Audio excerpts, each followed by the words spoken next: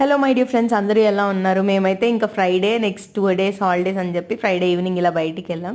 మెట్రోలో మేము ఎలా నవ్వుతాం అంటే అందరు అటెన్షన్ గ్రాప్ చేస్తాం అనమాట. చిన్న సోషల్ సర్వీస్ చేసింది మా ఫ్రెండ్, అది వాళ్ళకి నచ్చలేదు, అందుకే అలా నవ్వుకుంటున్నాం.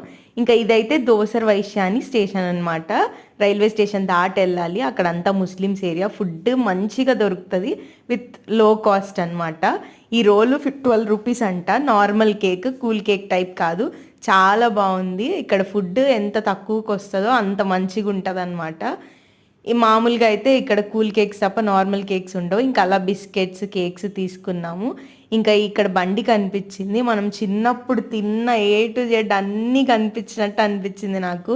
బొరుగు ముద్దలు, ఇంకా ఉండలు, రింగు బిల్లలు, తాడుతో ఆడుకునేవి, పెప్పర్మెంట్లు అన్నీ ఏవో రకరకాలు ఉండే. అసలు ఒక్కసారిగా బ్యాక్ డేస్ గుర్తొచ్చాయి అన్నమాట. అంత ఇంకా బఠానీలు అవి ఇవి తీసుకున్నాము.